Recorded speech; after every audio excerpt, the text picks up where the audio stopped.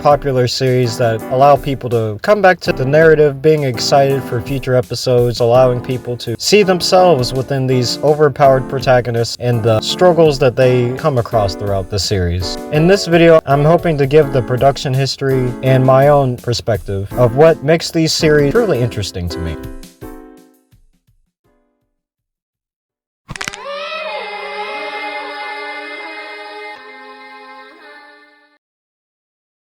Hey there everyone, it's Xura-senpai. Strap on your boots, throw on the body armor, and pick a weapon from your arsenal, because it's time to talk about solo leveling and Sword Art Online Alicization.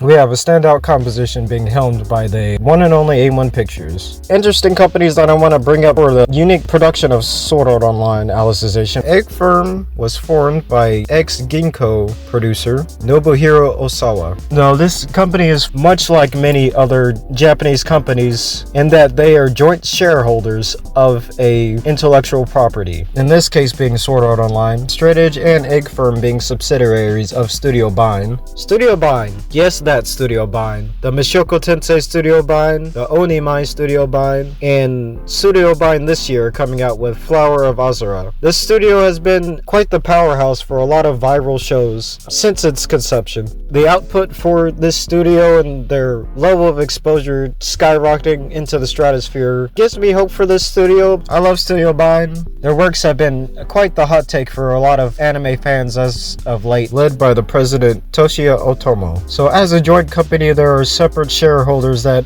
bid an individual cut of the studio's earnings through the production of a given series, in this case being Sword Art Online Alicization. Nobuhiro Osawa, Kuara's Burnham Studio, Reki Kawahara, Ichiro Okuichi, and Akiyuki Shimbo. For anyone that doesn't know who Akiyuki Shimbo is, he's a member of the Shaft Studios team. I highly encourage you to watch Trixie the Golden Witch's reviews of Akiyuki Shimbo and his filmography throughout the years. Big producer of solo leveling being Kakao Piccoma. This company was working with Avro Animation in 2023, releasing the anime of Returner's Magic Should Be Special. Avro Animation currently working on shows like Blue Box and Kowloon Generic Romance. Piccoma, a popular Japanese web app showing the current trends of online manga for teens in Japan. The most popular series being the youngest son of a famous swordsman. And oh boy, nothing to see here, like just from cover alone, it screams something very relevant. I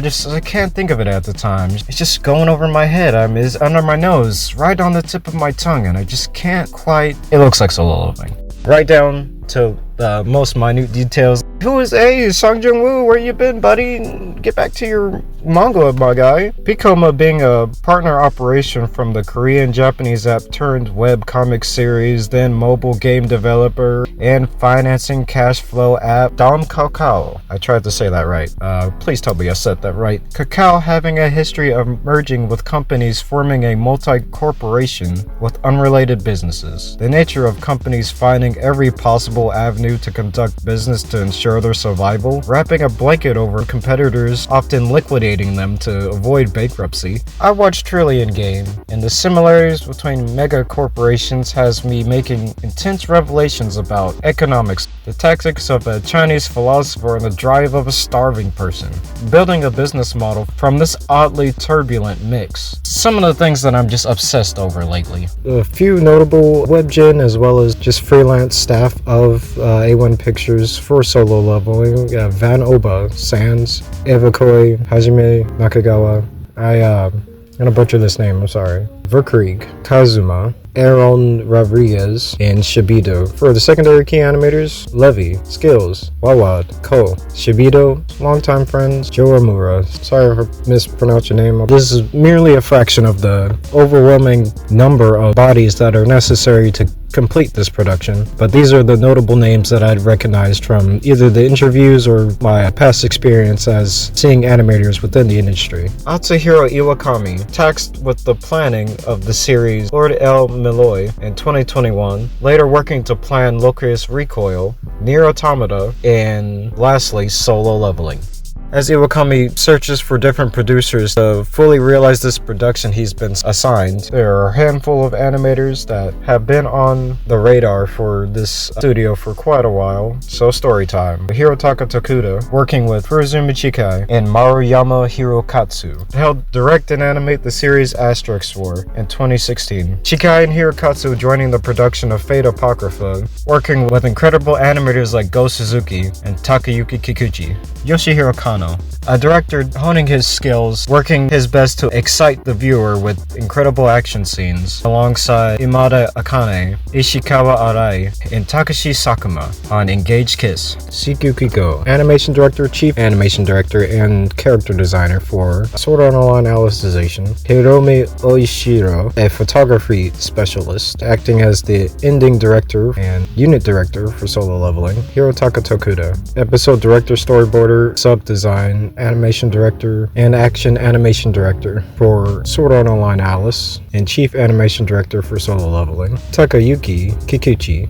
working as key animator for Sword Art Online Season 2, Gangale Live, Sword Art Online Ordinal Scale, and animation director for Solo Leveling. Yoshihiro Kano, as action animation director for Alice, action animation director for Solo Leveling. Takashi Sakuma, as episode director on Solo Leveling, storyboarder and episode director for Sword Art Online Alice. Ishikawa Arai, as an animation director on Alicization and animation director on Solo Leveling. Imaida Akane, key animator for Sword Art Online Alicization and animation director as well as key animator for Solo Leveling. Furuzumi Chikai, as the animation director for Sword Art Online Alice, chief animation director for Solo Leveling as well as sub design. Maruyama Hirokatsu, as action animation director for Solo Leveling and animation director for Sword Art Online Alicization. The assimilation of these individuals has garnered the attention of a video interview with A1 Pictures from their parent company Aniplex. We got to see into the lives of the animation producer Atsushi Kaneko. Takes our tour guide on a presentation of the different staff members. They do the best they can, interview as they're showing their various works, trying to answer questions about the animation process and how much work could go into a single production. I, for one, just love this video. I would share it like everywhere if I could. Just gets me very pumped to see detailed steps into the animation process. You can see the nervousness on everyone's face as the camera's just being idle for their entire conversation. They did a great job for what they had, and you could still see the passion shine through in the different levels of productions. I really enjoyed it. A1 storyboarder Takayuki Kikuchi. Key animator Atsushi Yonezawa. Key animator Kaito Hashimoto, and Toshikata Morioka as the CG director. Solo Leveling, I hope, need no introduction in the current year, but for clarity's sake, I will explain. Sung Jung-woo starts his journey at the lowest level possible, compelled to success at the risk of his own life. Jin-woo gauges the system through trial by fire until he hits a breakthrough, led with a lot of opportunities slowly forging him into the ideal necromancer. He uses newfound power to help his bedridden mother by obtaining the elixir of life. This show has created equal heights to Sword Art Online and narrative and technical flair in a quarter of the time. When I'm talking about the technical flair, I'm just meaning this show feels far more polished as the final season of Sword Art Online Alicization, but it has unique pitfalls in the way Chugon expresses his narrative. The environments of Solo Leveling have a different element that clues us into the nature of not just the creator but the ethos of the series too. Sung Jun-woo is a loner, but he is never alone on his rise to surpass pass S rank. Side tangent, he actually passes this threshold within the first 7 episodes or so. It's not very clear because they try to keep his power level a mystery, but they steadily hint at how powerful he might be in comparison to the dungeons that he faces in the current time. The familiar Ignis, Tank, Cassiel, and Tux, plus the army of restless ants, army of restless orcs. He's quite popular now in the way that he creates his own given family through reviving them, creating eternally devout followers against their will. The similarities of these two characters have bewildered me for a while because of just how striking their likeness is. An unspoken development. Each main character must conceal their power level in some way to avoid unnecessary conflict, even though they are fighting constantly regardless. So how do they conceal their powers? Sung Jin-woo just wears normal clothes. This trick works wonders pretty much on anyone at a first glance. First, for the fact he is established as a E-rank hunter, and second, he isn't acting like the muscle brains who are equal in his power level. Those who prepare more or have a elaborate setup for dungeon crawling get outed as being clearly stronger or the strongest, regardless of if this was ever the case. The aesthetics of this series really boil down to science fantasy. It's a clear mixture of both sci-fi and fantasy, capitalizing on fantasy armor tropes, blending historical and modern fashion to develop a fresh design. Specifically talking about the solo leveling cast and how they use this casual and formal attire to blend fantasy armor on top of that, creating an entirely new aesthetic. The almost exclusive use of fantasy attire as an objectively advanced way to battle fantasy creatures, rendering modern technologies obsolete as hunters downgrade to defend themselves, is quite a statement in what solo leveling prioritizes as its aesthetic.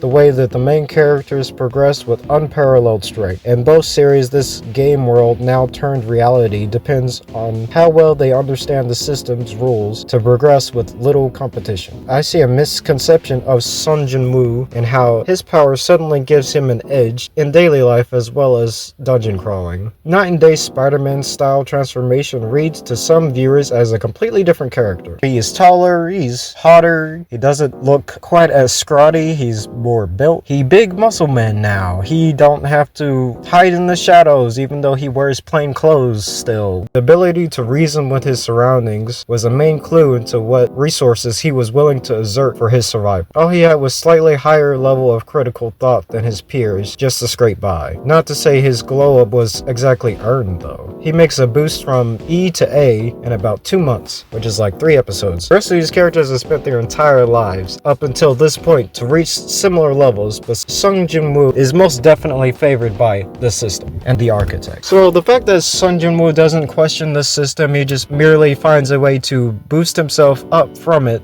leads to a lot of questions early on that they do eventually answer. But the fact that I had to buy volume 9, which is like, I'll put the number of chapters on screen, to eventually answer the question of what the system plans to do with Sung Jin-woo is quite telling of how this story can progress from here on out. As Jin-woo trains in secret, there isn't much stopping him from re-enrolling as a higher level. They later fix this as showing that he is far surpassed S rank by the time they actually re-evaluate his power levels. Some of these things, other problems that I had, just no-brainer narrative conclusions, are indeed answered just later, far later into the series. When he is going about his everyday life, women fawn over how perfect he is, or he looks, or he smells. Yeah, I get it. It's a young power fantasy. Everybody wants to look cool and smell nice and just be the perfect individual. Korea has a high attention to perfection, which can also be draining for those not trying to be as perfect as the media wants you to present yourself as. Looking at you, K-pop, just the fashion is absolutely wild in Korea. The technology exceedingly competitive at times. Solo leveling has an exposition creep. I've coined the term expository limb, because this is an aspect of the story that has clear narrative significance in that they tell actual meat and potatoes of the world building through these different scenes, yet these scenes are often the most boring or uninteresting for myself as a viewer. Now, these scenes can be interesting, but the fact that most of the main characters during the actual events of the story are often absent in these scenes, giving us no clear incentive other than understanding the lore of said series to really understand what's going on.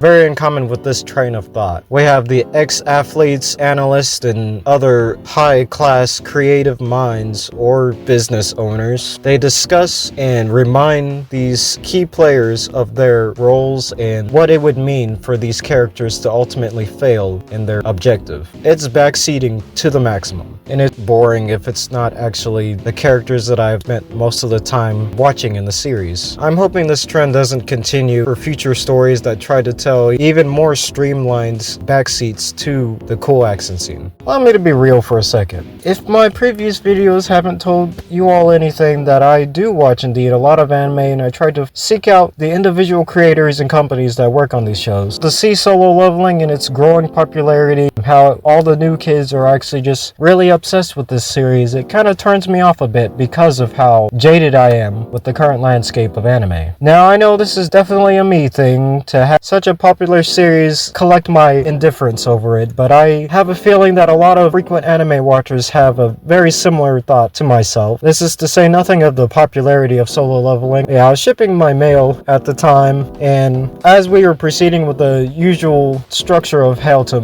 mail things, I looked over and I saw Clerk was playing an anime just off on the side, white noise, as he cycles in between customers. The anime just so happens to be Solo Leveling. Solo Leveling is a very popular anime, and a lot of people can look forward to it. Not to say that this anime is not popcorn fodder or that it doesn't have that much depth. Just even compared to the anime of its current season, it could be seen as the best thing since sliced bread, or just another one of those power fantasy or farming type anime. I've seen a lot of videos of people just boosting this series up for how unparalleled the action is, but the structure is limited and it can be often slow, and that is something I had to figure out for myself.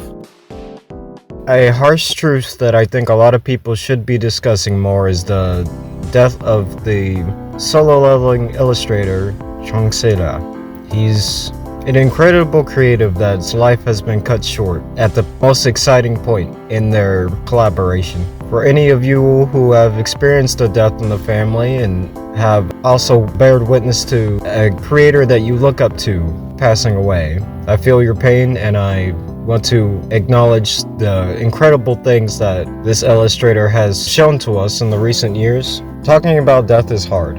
I'm hoping we can keep their memory alive by showing appreciation for their works and giving them that much more attention after their passing.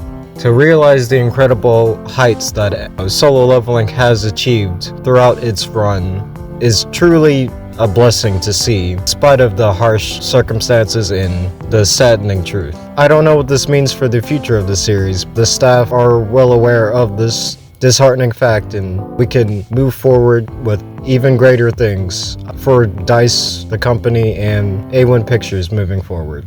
Pyoni Suiseo, Chongseira.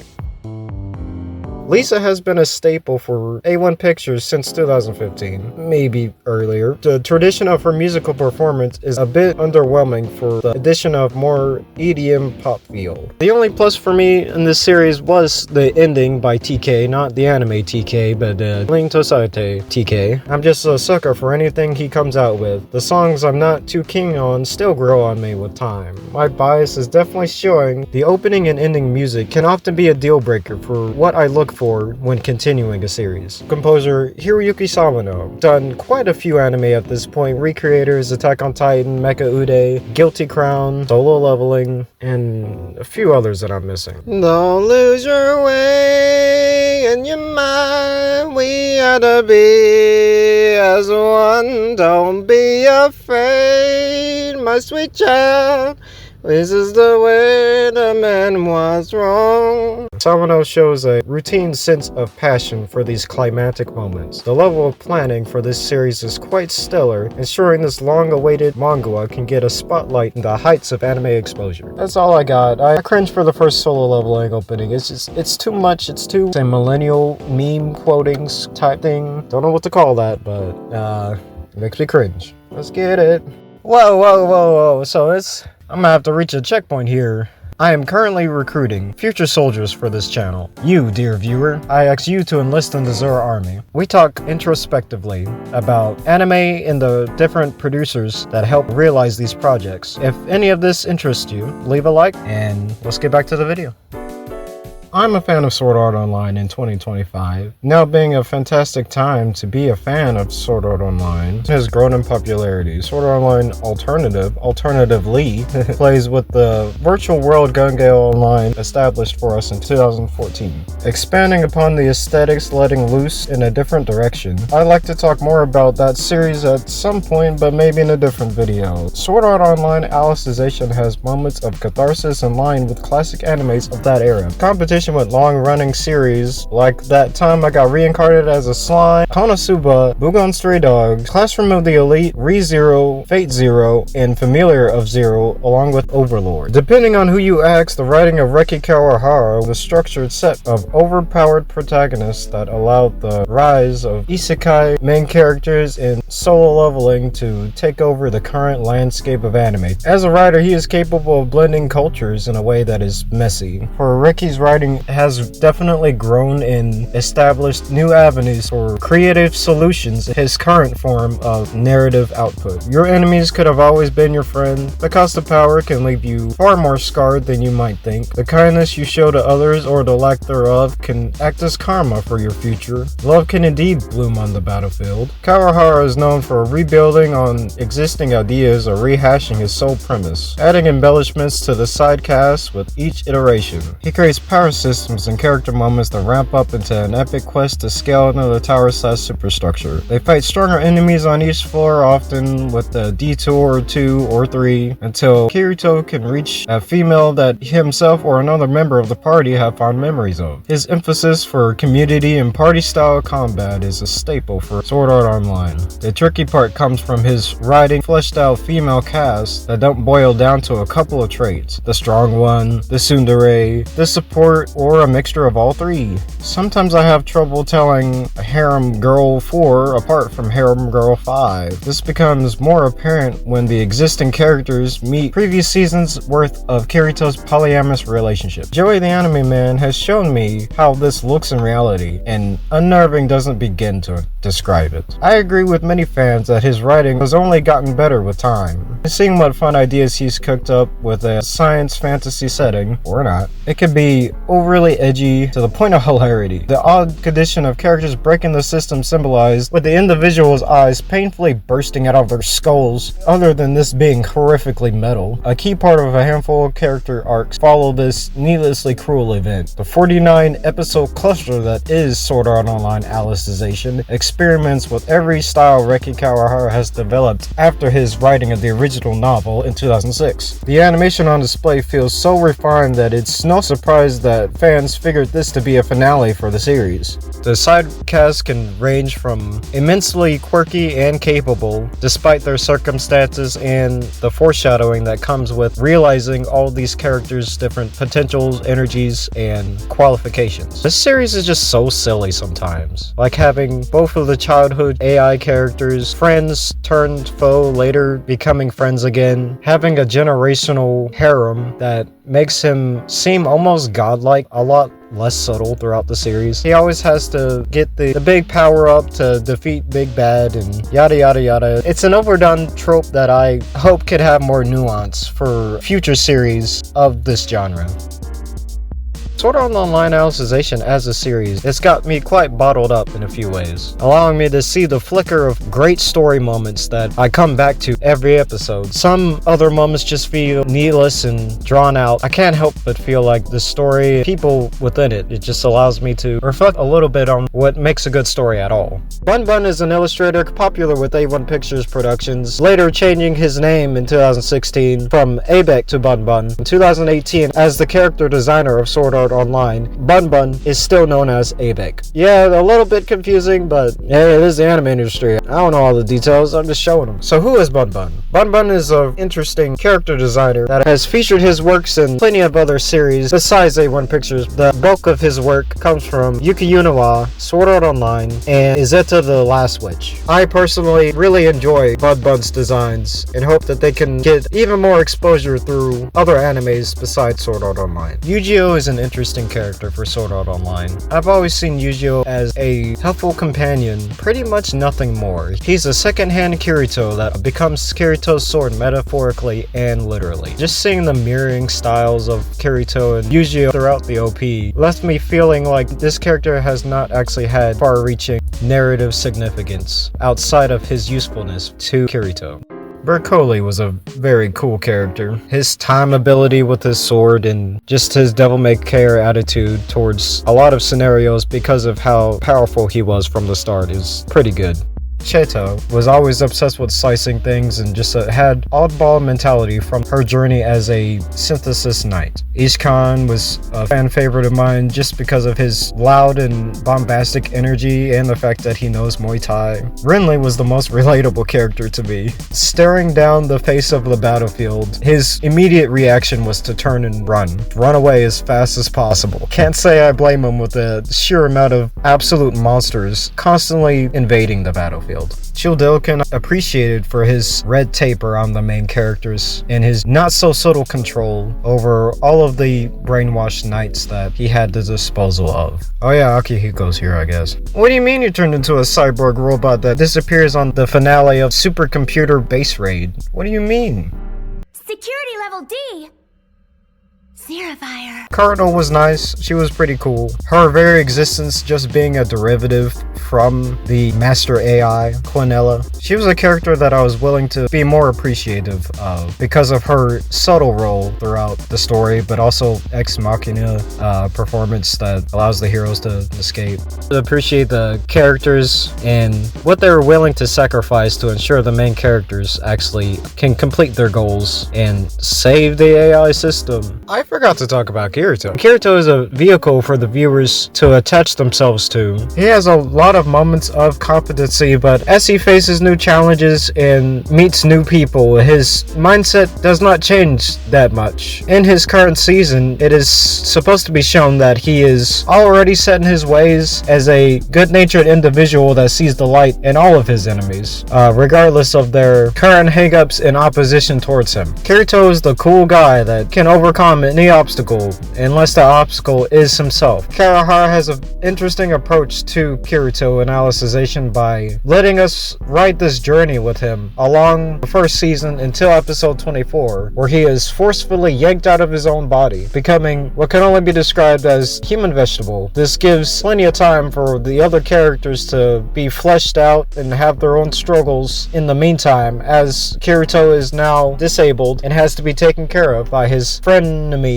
Alice. I interpret this sudden disabilization as Kawahara punishing himself for the criticism that he has received for his earlier works since his first novel. Kawahara is self-conscious about his works, and I feel this exact hang-up is what led to Kirito's sudden absence throughout the show. There was a lot of time spent on how useful Kirito is despite his vegetable state, and how his aura is so powerful that he attempts to guard his friends even though he can barely lift his limbs. I can't really call it unexpected. It's more so a reveal that had been padded very heavily until episode 18. Oh yeah, I forgot to mention, we witnessed Kirito in this vegetable state for 18 whole episodes. The second season of Alicization, War of Underworld, has Kirito determined to protect his friends and keep the remnants of his old friends safe. This, however, is not always reasonable or realistic, showing how Alice is far more capable in her current state, but seeing as Kirito was supposedly able to beat Alice, it makes things a lot less impactful in my eyes. The restart of Kirito and the AI system,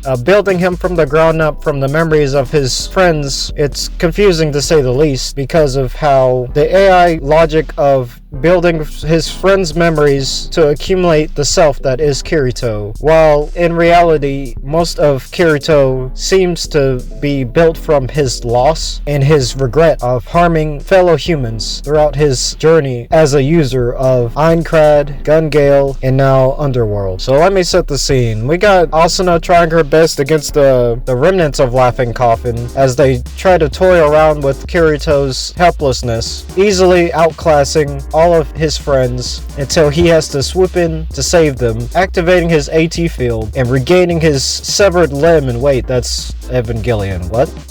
So Kirito's god status is something I've been trying to grapple with for a while now. I just chalk it up to he's the main character, and that's kind of the logic we follow from that point onward. It is definitely lazy storytelling, but with the amount of character building and just intense build-up to scenes like this, it feels not as earned as it could be from the glimpse of creative solutions that we have seen up until this point. So I myself love me some Kirito, but the joke of Kirito being the almighty Kami-sama is no longer a joke at this point. It just is reality now. Episode 11. The start of episode 11 is one of the parts where I thought things would get quite interesting, but the logic just turns my brain into a pretzel at the sheer thought of it. Kirito and Yujiro being tied up from the events of episode 10 because they are on their journey to fulfill their quest of saving their long-lost friend and pursuing this system with their newfound strength and training. Their immediate reaction is, how do we escape? And they do not ponder this question for very long, immediately looking at the durability system. Now, the durability system of Sword Art Online is quite an interesting gimmick because of how they reference it countless times throughout the show, and it has multiple applications in order to solve creative solutions or just reveal more nuanced magic systems. In this case, they're just testing the durability, realizing the chain's armor class, and figuring out a way to destroy it. Kirito does his mentor thing where he's like, oh, you see, the chains might seem strong, but with enough force, these can break easily. Now, this logic straight at the beginning is a little bit testy. We'll just continue on. Yujiro and Kirito have figured out a solution. They're going to beat the chains against each other because that will surely end up in their ultimate escape. Now, the guard at the time, yes, there was a guard outside their cell door, and he is asleep. This kind of, this defeats the purpose. When you have cellmates that are banging their chains against the inside of the cell, we could at least have a guard that is not a heavy sleeper on Firewatch. But they go throughout their plan, breaking the chains, making ungodly noise, escaping their cell, and creeping past their Firewatch guardmen, leading me to believe, oh man, this show is, it's got some problems. On one hand, I feel like this story is great. The creative energy that it shows us. There are several points in the series where I just feel like the pseudo-deep nature of characters being grimdark for the sake of their ambitions. It saddens me, leaves a dread on my brain, and makes me feel like this series is not actually worth it. But Zora, those are conflicting ideas. Now you got it right. Yeah, there are some interesting scenes, like working around the durability of the tree to accomplish the goal of chopping down this enormous forest tree that is said to be unbreakable within the system. The creative solutions these characters execute with what we know about the power systems and the elements of this structure. But some minor inconsistencies, casual tropes of the time, just the downright indulgence of characters and plot lines, it's hard to not take it so personally when it feels achingly personal to me as a viewer. My constant bashing for the characters and scenes of Sword Art Online Alicization is a feeling that I've adopted from the era of YouTube that would constantly scream every insult at the creator's expense. Sword Art Online Alicization is an absolutely gorgeous show. The music by Lisa and Haruko Tomatsu are some of the best parts of the openings and endings, some of my favorite soundtracks of this year. Wherever you stand on the spectrum of Sword Art Online being the best series ever or Sword Art Online is a literal garbage barge, it is truly up to you. Reki Kawahara is a fun writer with a lot to offer, in the fantasy aesthetic. I just want to give my appreciation to this artist and show that my feelings are not all negative towards this creator. With all this being said, I hope that this is enough to give my points on what makes these series truly compelling to me. Yada yada, yasumi bye bye.